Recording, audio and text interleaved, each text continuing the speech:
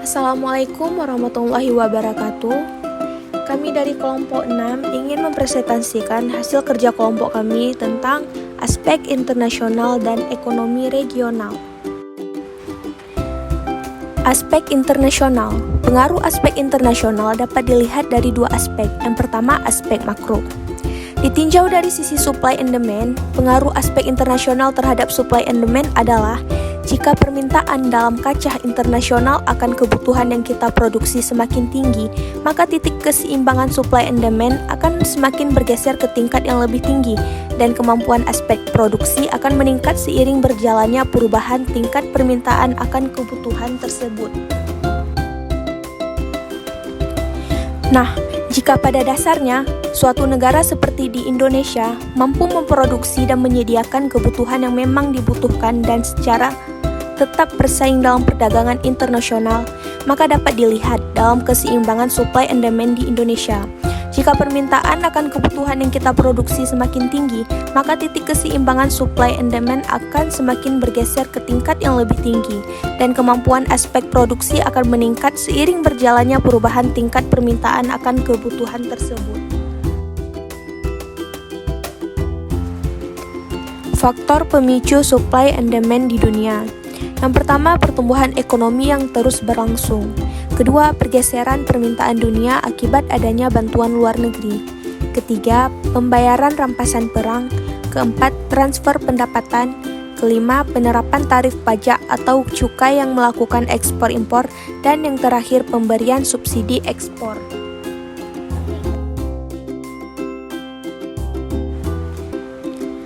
Selanjutnya yang ditinjau dari perhitungan pendapatan nasional. Pengaruh aspek internasional terhadap pendapatan nasional ditinjau dari sisi permintaan, yaitu semakin besar perubahan, maka semakin besar pula potensi interaksi negara tersebut terhadap masyarakat luar negeri, yang artinya negara tersebut memiliki sistem ekonomi terbuka.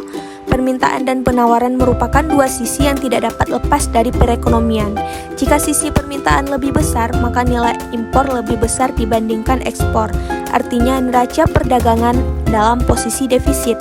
Secara teoritis, keseimbangan ekonomi nasional suatu negara dapat dirumuskan sebagai suatu keseimbangan antara jumlah barang dan jasa yang ditawarkan dengan jumlah barang dan jasa yang diminta. Yang kedua, aspek internasional terhadap aspek mikro perusahaan. Suatu perusahaan memegang peranan penting sebagai pelaku dalam perdagangan internasional. Hal ini tentunya membawa pengaruh terhadap perusahaan itu sendiri dikarenakan kualitas dan kuantitas kebutuhan yang diperdagangkan di pasar internasional tergantung pada perusahaan itu sendiri. Tingkat produksi, kualitas dan kuantitas sumber daya, kemampuan bersaing, dan keadaan perekonomian serta segala aspek yang telah kita bahas di atas bisa menentukan semua hal yang berpengaruh pada aspek mikro perusahaan. Pengaruh aspek internasional terhadap aspek mikro perusahaan adalah menganalisa pasar beserta mekanismenya yang membentuk harga relatif kepada produk dan jasa, dan alokasi dari sumber terbatas di antara banyak pengguna alternatif. Aspek mikro perusahaan ini menganalisa kegagalan pasar, yaitu ketika pasar gagal dalam memproduksi hasil yang efisien. Selanjutnya kita akan membahas ekonomi regional. Konsep ilmu ekonomi regional. Ekonomi regional ini muncul sebagai suatu perkembangan baru dalam ilmu ekonomi yang secara resmi baru dimulai pada pertengahan tahun 50-an.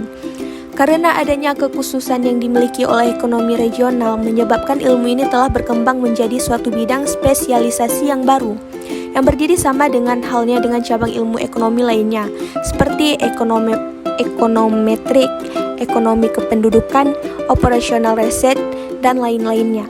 Sama halnya dengan ilmu-ilmu lain.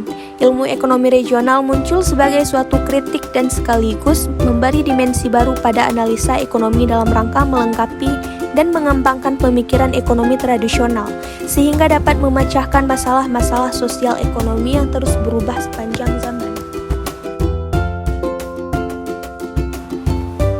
Peranan ilmu ekonomi regional dalam pembangunan nasional ialah sebagai penentu kebijakan awal.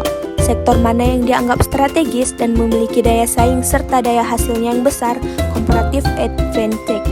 Dapat menyarankan komoditi atau kegiatan apa yang perlu dijadikan unggulan dan di subwilayah mana pembangunan dipusatkan untuk menjadi sentral pembangunan bagi wilayah sekitarnya.